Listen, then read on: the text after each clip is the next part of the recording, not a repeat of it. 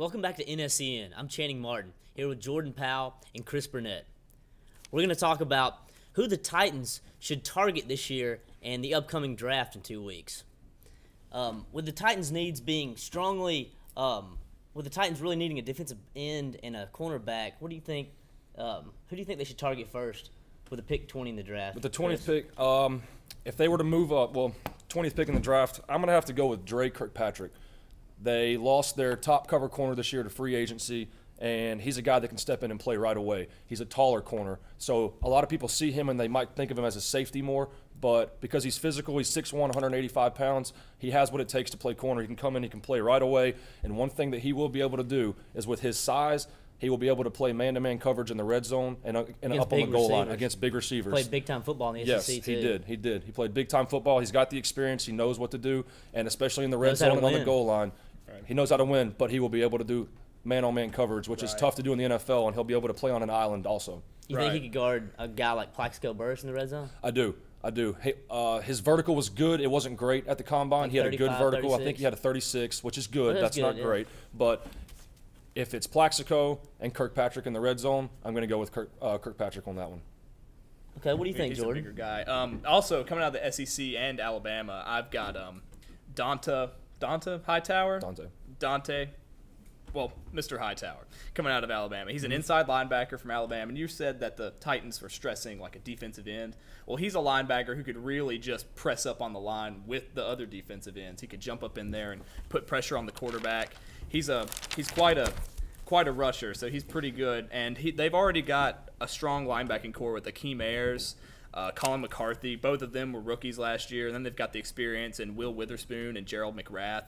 So they have a really strong pretty deep at linebacker core. And they picked up Cameron Wembley, who played outside backer at Oakland, and they said they're going to try to put him at DN to fill some holes. But if Quentin Coples from North Carolina comes out, or is still available at 20, he's 6'6", 284. He can play in a 3-4 or a 4-3. He be a good pick. Runs stuffer, and he's big enough to block down. He passes 35-inch vertical, and you got Derek Morgan coming off the end. They drafted him in the first round last year. So as you've seen the Colts with Mathis and Freeney, two stud defensive ends can really make a big deal in the NFL. Absolutely. That's a headache for offensive lines too. If you got two defensive ends that can rush like that, you can't see over them when they're that tall. No way. Right. All right, gentlemen. What do y'all think about what team last year that got eliminated in the playoffs do you think could trade up this year and put their team over the edge for this upcoming season? I'll start with you, Jordan. I think absolutely the Detroit Lions. You got to think about the team that they had last year. They were the fourth team in passing last year with averaging 300.9 yards a game. Very high octane offense. Matt Stafford is flinging the ball. But the problem is their really strong, high-powered defense is getting run over because they don't have a running game. So if they could draft up and get a really strong stud running back like Trent Richardson, perhaps, their offense would just be complete. And he's a blocking back, and he can pummel the ball down the middle, and he's got the speed on the outside as well. So I think that the Detroit Lions, if they could trade up to get Trent Richardson, would be the best. So they got Javid Best coming off an injury season. Right. But Detroit really has a weak secondary, so they might try to address a free safety or pick up a big cornerback in the first round. Who do you think, Chris? Who do you think could really put their team over the edge? I like the Lions, and I like what you said. However, I'm going to have to go with the Pittsburgh Steelers. They lost Hines Ward, and we all know that's huge for them. That's big for them. Hall of Famer, absolutely. Right. Georgia boy, too. So he comes out. He's had to done. Throw that out there. Had to. Just had to go. Just for you. I don't blame you. Anyways, Pittsburgh Steelers. They're going to need a receiver. They need somebody to pick up the slack from Hines Ward. Justin Blackmon's right there. Justin Blackmon's been one of my favorite receivers for the last 2 years. Yeah. Stats right here: 121 receptions for 1,522 yards in one season with 18 touchdowns. Unreal. That is unreal. Now, his speed is good. He ran a 4.39. He's got good speed for a receiver. And also, he has smarts and ball skills, good size hands. The guy's a playmaker. The only knock on him is his size, though. He's 6 foot, 207 pounds, so they might even move him into the inside. I know in college he was an outside player, but they might even move him into the inside, but he'll be able to take care of what he has to do. But when you combine him with Wallace on the team, it's like having two slot guys on the same team. And Wallace isn't that big either. I think he's like 6'1". He's average about He's a speedster. He stretches the field. Right, but well, so is Blackmon. So you got to think, having two of those guys on the same offense, it's going to be ridiculous for defense. What do y'all think about this? And this is off the wall. Okay. But the Green Bay Packers, we all know, they almost went undefeated last year. Right. They've got as good offense as I've ever seen. A top 10 defense led by Clay Matthews, a good defense. Good defense. Think about they have had no running game in the last 2 seasons with a Super Bowl and a 14-2 year. Like I said, Aaron Rodgers is their running game pretty Yeah, much. but think about how much better that defense could be if they could rest on the sideline a little bit. No I mean, doubt. when they're scoring, they're literally, it sounds funny to say, but they're scoring so fast that it wears their defense out. So imagine this, fellas. Okay. If the Green Bay Packers traded up to get Trent Richardson, I mean, the best running back, if you put together size, speed, and raw power that we've seen since maybe AP.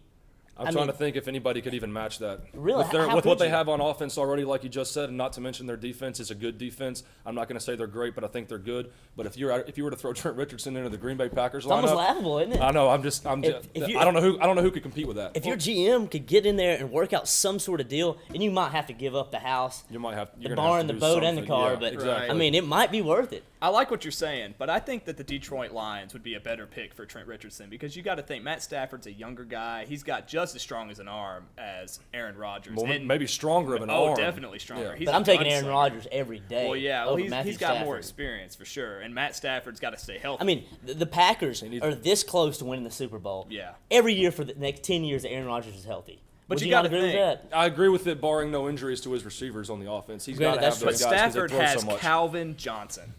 He has Calvin one Johnson. superstar talent. Right. Green Bay has got a star-studded receiver Well, that's cast. true. Jermichael Finley, one of the best tight ends Greg in the NFL. Jennings. Greg Jennings. You throw Trent Richardson. If Green Bay could trade up and pick up Trent Richardson, I really think that they could be one of the best teams we've seen in our lifetime. I have no doubt with that. If they didn't have to yeah. give up too I mean, much talent they have already. That would be the issue. Would be who would they give up to gain someone like that? And I don't know who it would be. I really don't. I'm thinking about who they would have to give up and to acquire a talent like Trent Richardson. Future first-round draft pick, probably. It would probably be 2 or 3 first round. Oh, yeah, draft that would picks. just to start right. things off. Yeah, that would just be just an icebreaker right there. You might have to give up. You wouldn't give up Matthews. You might have to give up one of those receivers, Jordy Nelson. Yeah, Nelson. Jordy Nelson could be somebody I could see going. Right. But you have to think they just picked up Jeff Saturday as well. So that offensive line is already improving.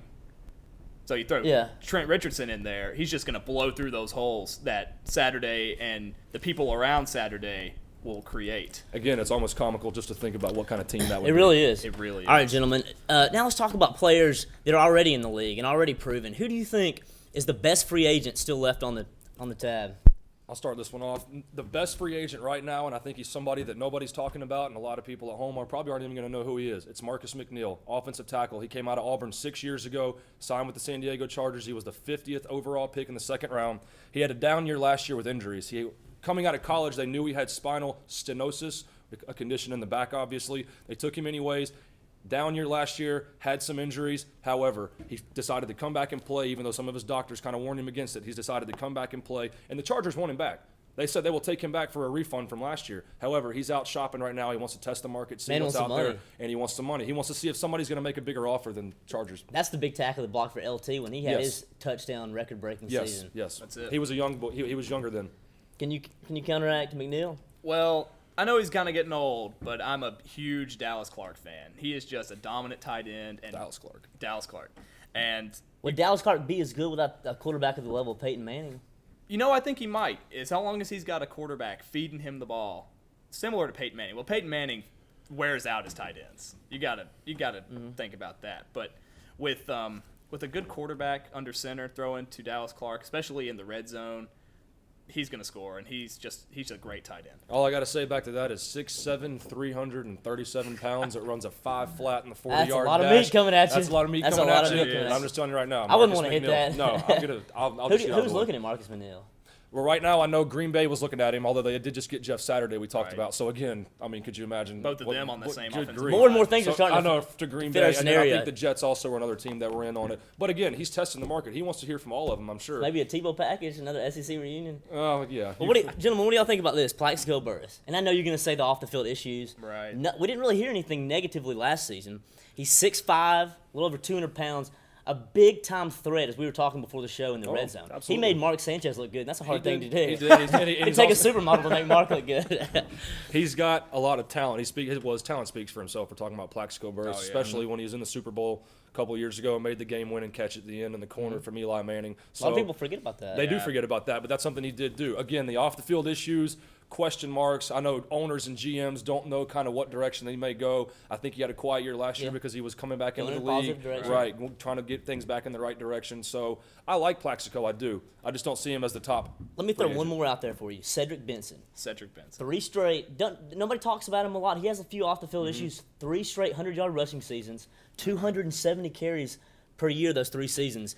And you can't substitute a workhorse like that in the NFL. No, right. Well, absolutely. he's getting old for a running back, but he does when he gets the touches. I think he's got another year or 2 left in the tank. When he gets the touches, it's proven that he can roll that team forward and win. With the dual back system that we've been seeing in the NFL with nearly half the league, he would be a nice complement to an already good running back, That's what I was going to say. If he already had a nice running back that he could share carries with, I have no doubt saying that Cedric Benson would be an excellent complementary back to an NFL team. All right, gentlemen, this has been a good debate segment. We'll be back in 5.